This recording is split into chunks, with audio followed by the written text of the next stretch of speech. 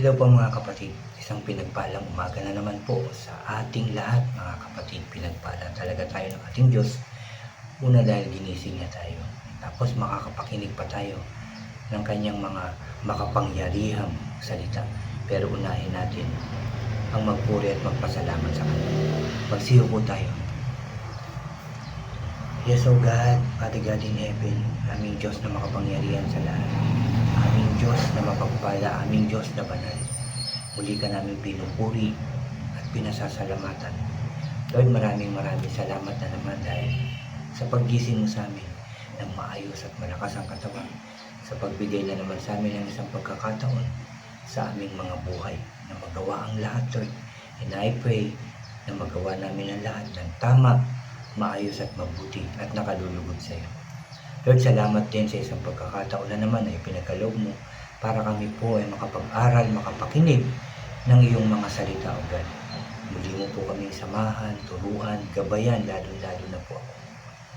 Para yung lahat ng aking sasabihin ay galing lamang po sa iyong salita. And I pray, Lord, na maisabuhay namin ang iyong ituturo na naman ngayong umagang ito. Salamat, Lord, at kiniklaim na naman namin na tagumpay ang aming gawain ito sa pangalan ng aming Panginoong Hesus. Pinupuri ka namin, pinasasalamatan sa iyo lamang, O Diyos, ang pinakamataas na papuri at pagsamba sa tanging pangalan ng aming Panginoong Hesus na aming tagapagligtas. Lahat tayo ay magsabi ng Amen and Amen. At ito po ang aking channel.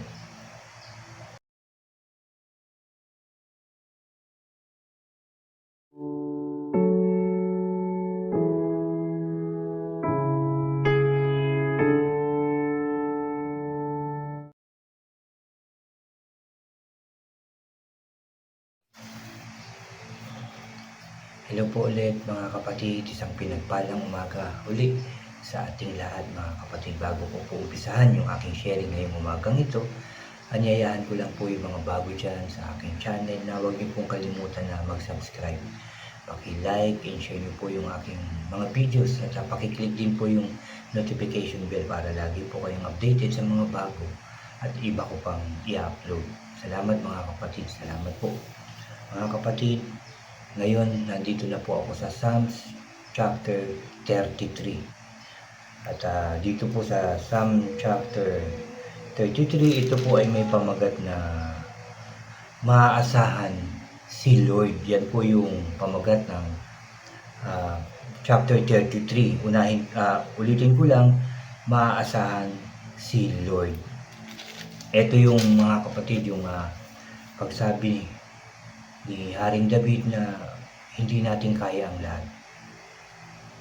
May mga dumarating na problema, suliranin, mga kakaharapin pa natin sa ating mga buhay. Hindi natin ito kaya. Kailangan natin ang ating Diyos sa ating buhay at ang Diyos lang ang ating maaasahan. At dito nga po ako dinala ng aking devotion sa verse 16 hanggang 19 po ng chapter 33 ang aking i-share sa inyo. So, mag-umpisa na po tayo mga kapatid, mag-focus po tayo. Sabi sa verse 16, hindi sa laki ng army na nanalo ang isang hari, at ang sundalo ay di naliligtas ng sariling lakas. Yan po yung 16.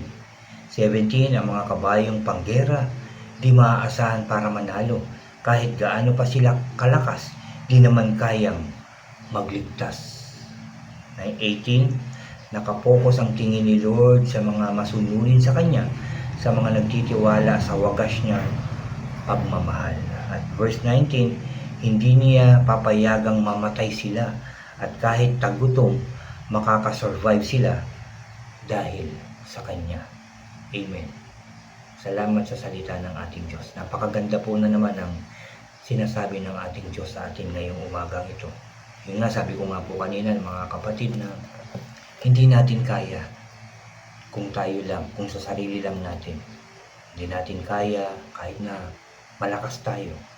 Hindi natin kaya kahit sabihin natin na matalino ako, masikap ako. Hindi natin kakayanin ang lahat mga kapatid. Ang Diyos lang makakapagbigay ng katagumpayan sa ating mga buhay, mga kapatid. Siya lang ang magbibigay ng panalo, katagumpayan sa ating mga buhay, mga kapatid. Kung tayo ay magtitiwala at aasa sa ating Diyos, yung buong puso at kaluluwang pag-asa, mga kapatid. Ulitin ko yung 16, hindi sa laki ng army mananalo ang isang hari at ang sundalo ay di naliligtas ng sariling lakas. Dahil si Haring David ay isang hari din. Alam natin yan. So sinabi niya rito na hindi sa laki ng army, gaano man kadami, dahil ito'y naranasan niya, gaano man ito kadami, hindi, sabi rito, nananalo ang isang hari. At kahit sa sundalo ay di naliligtas ang sariling lakas. Pero kung magpipray ka kay God, hihingi ka ng protection, hihingi ka ng kalakasan, hihingi ka ng katagumpayan, ililigtas ka ng ating Diyos. Siya ang makakatulong talaga sa atin. Napansin nyo, may mga suliranin tayo, minsan magagawa natin ng paraan, pero babalik pa rin. At kung minsan, mas malaki pa yung balik nito, yung malaking suliranin naman. Sasabihin natin na pagtagumpayan ko na, ba't eto na naman? Pero mas matindi ngayon na.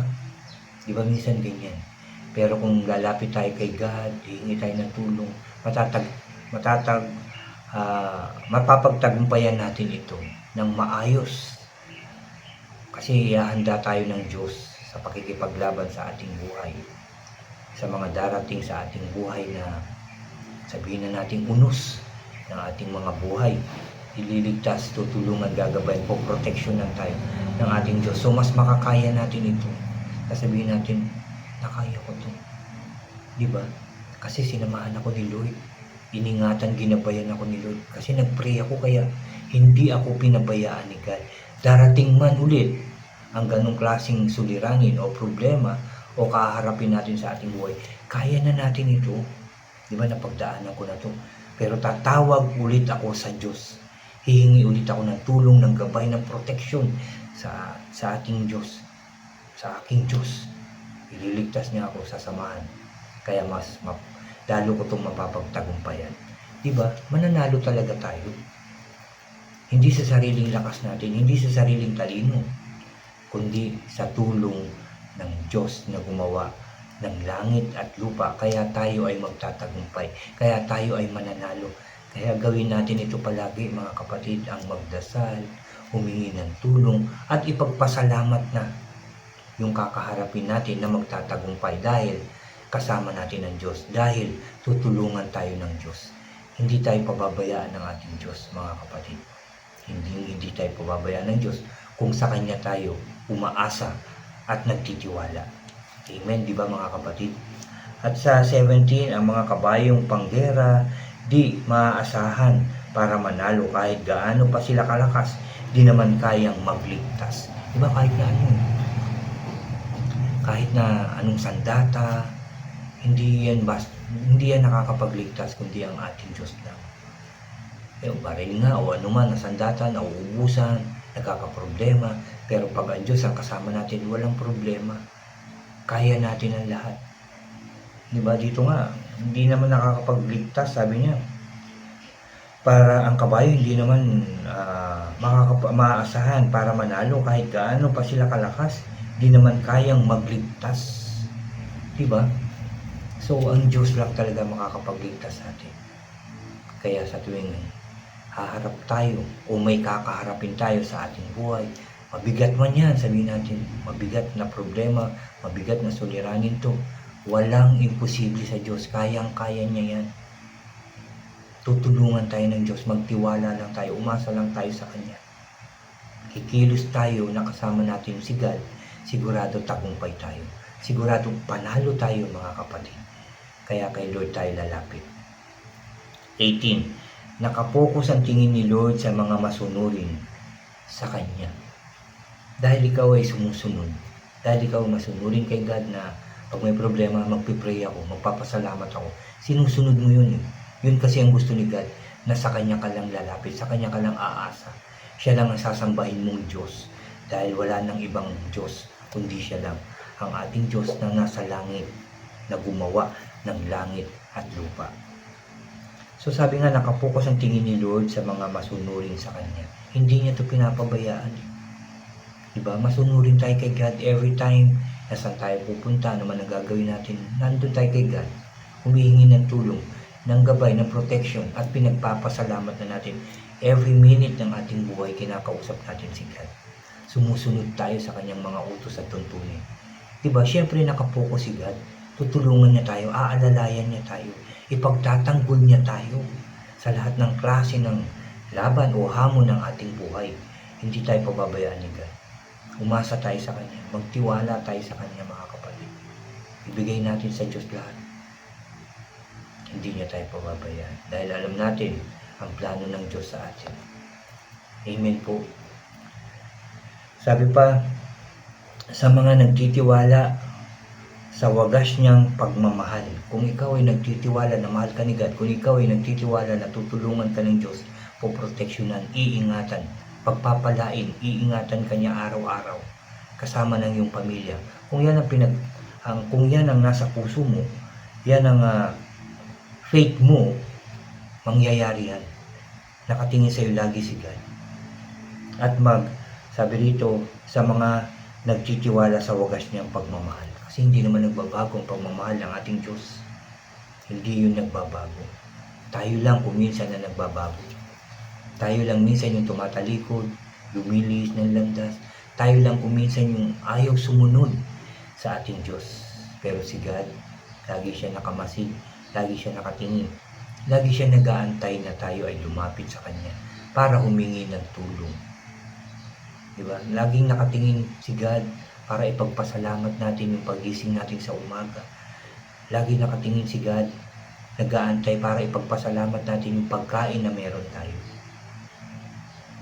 Lagi nakatingin si God para humingi tayo ng protection, para paglalakad natin, pagpasok sa school o sa trabaho o saan man pupunta, pagdating sa pinuntahan natin, ligtas tayo. Nag-aantay si God na magpasalamat ka, na magpasalamat tayo. Thank you, Lord. Nakarating ako ng safe, yung mga sinakyan ko, maayos, Lord. Safe ako, salamat. Lord, nandito na ako. Huwag mo po ulit ako pabayaan, tulungan mo po ulit ako. Iligtas mo po ulit ako. Diba? Natapos ang yung trabaho, natapos ang school, o ano man yung gagawin mo. Thank you, Lord. Natapos ko po. Lagi yan inaantay ni God. Kasi mabuti ang Diyos eh. Kaya gusto niya mabuting tao rin tayo para sa Kanya at sa ating kapwa. Yan ang Kanyang mga inaantay sa atin na gawin natin habang tayo ay nabubuhay. Amen po. Verse 19, hindi niya papayagang mamatay sila. Saan? Mamatay sa kapahamakan, mamatay sa gutom, mamatay sa lungkot, mamatay sa kahirapan. Ayaw ni God yan. Hindi niya tayo pababayaan. Dahil nagtitiwala tayo sa Kanya, umaasa tayo sa Kanya, hindi niya papayagan yan. Kasi sabi nga dito sa 19, hindi niya papayagang mamatay sila. Hindi niya papayagan. Kagaya nga ng sabi ko kanina, mamatay sa kahirapan, sa gutom, sa kalungkutan, sa sakit at karamdaman. Ayaw ni Lord yan. Pero tayo minsan ang nakakalimot kay God na tumawag. Minsan sinasabi natin, ito na siguro talaga. Okay na ako. Diba?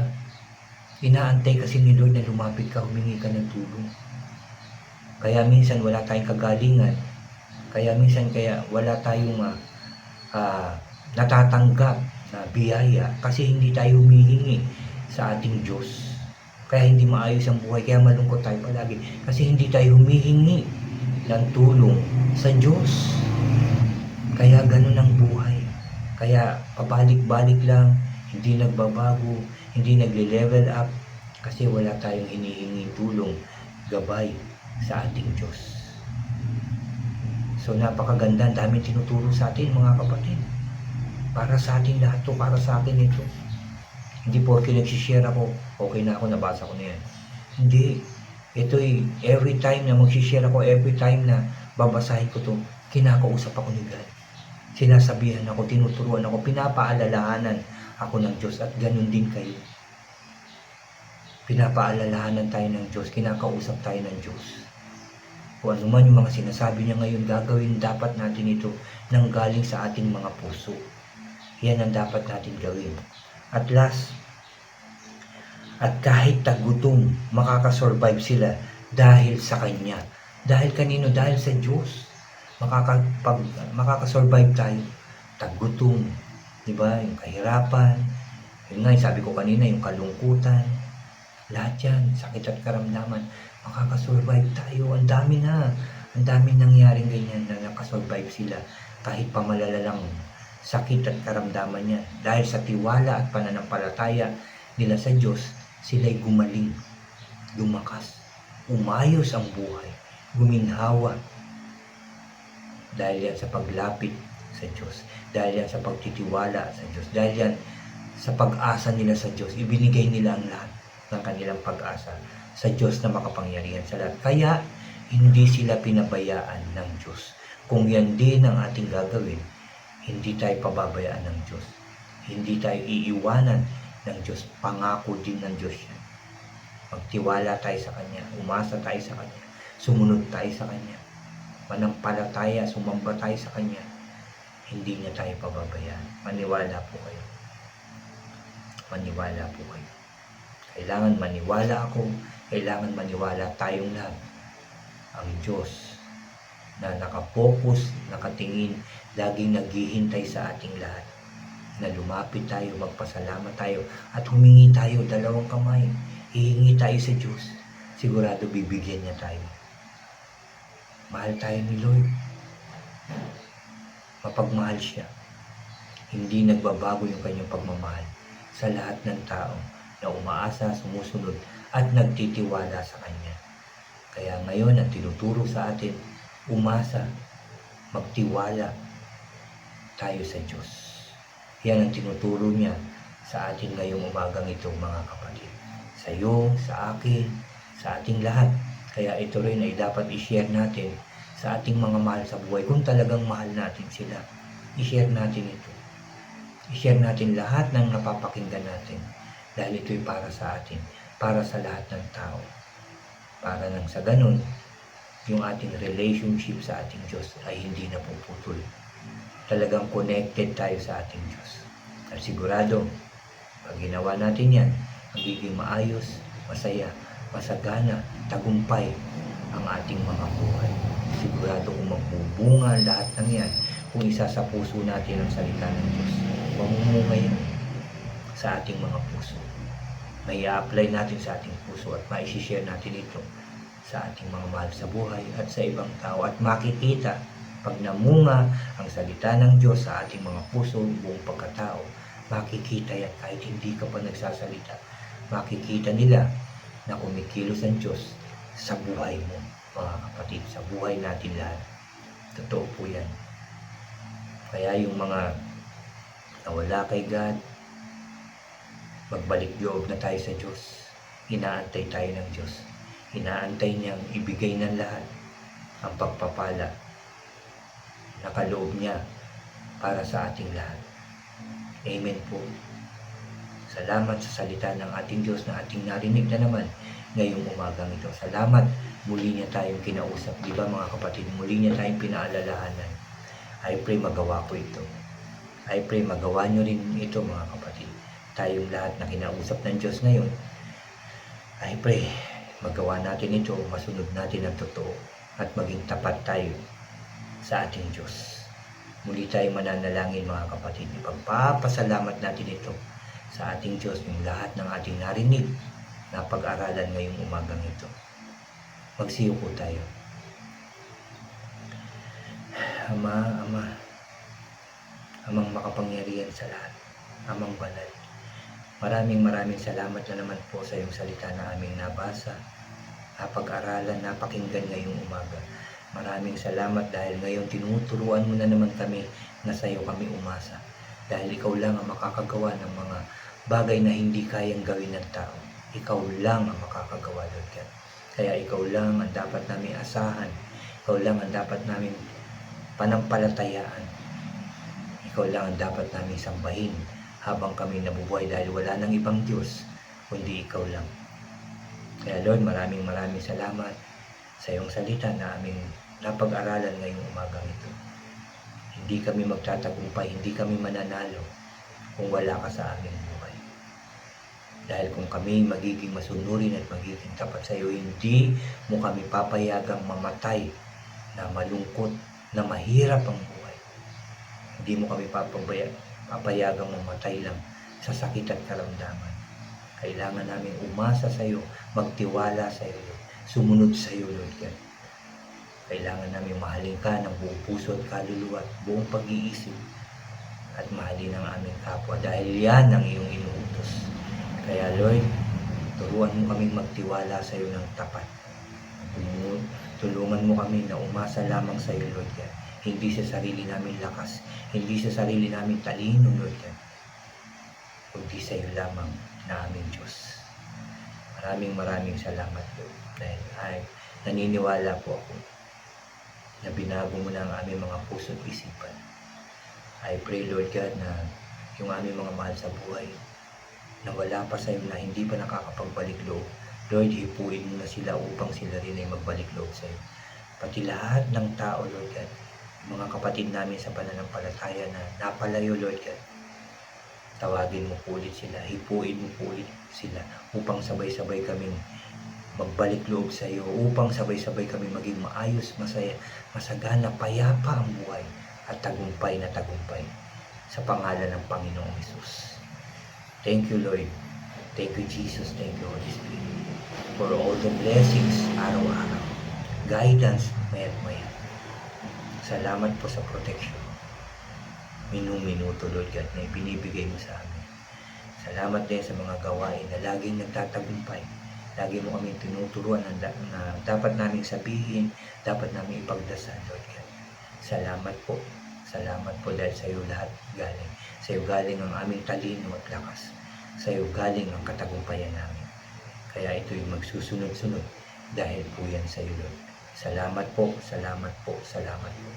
Muli, Lord, huwag mong pabayaan ang lahat ng tao, Lord. I speak blessing sa lahat ng tao. Lalo na sa walang kakayahan na magtrabaho, sa solo sa buhay, Lord God. Pagpalain mo po sila, ingatan mo po sila, Lord God. At yung mga businesses ng aming mga kapatiran, na aming mga mahal sa buhay, I pray, bless po ito. Lumago po ito in Jesus' name. Maging maayos ang bawat buhay ng tao, Lord God. I pray yung ministry na pinagkatiwala mo rin sa amin, sa akin, Lord. Tulungan mo po ako, turuan mo po ako, gabayan mo po ako. Mag-multiply nawa ito, Lord, sa pangalan ng Panginoong Hesus. Thank you, Lord. Thank you, Jesus. Thank you, Holy Spirit. And I pray, Lord, na samahan mo po ako lagi sa tuwing ako po ay mag-share ng iyong salita, Lord. Turuan mo po ako, bigyan mo po ako ng wisdom and knowledge, ng lakas ng loob, Lord God, at kasipagan, upang patuloy ako maglingkod sa iyo ng maayos, tama at tapat. Ganon din ang lahat ng aking mga kapatid sa pananampalataya at aking mga mahal sa buhay. Thank you, Lord. Thank you, Jesus. Thank you, Holy Spirit. Salamat po sa iyong kabutihan at pagmamahal sa aming lahat. Salamat po, Lord. Pinupuri ka namin, pinasasalamatan, sinasamba ka namin sa matamis at makapangyarihan pangalan ng aming Panginoong Hesus, na aming tagapagligtas. Lahat tayo ay magsabi ng Amen, Amen, and Amen po. Amen. Amen. Tanggapin niyo na po kung ano man ang inyong pinanalangin, pagkakaloob niya ng Diyos sa inyo. At yung pagpapala na galing sa Diyos, ay gamitin niyo ng maayos, tama at mabuti. God bless po sa inyo lahat, at God bless po sa ating lahat.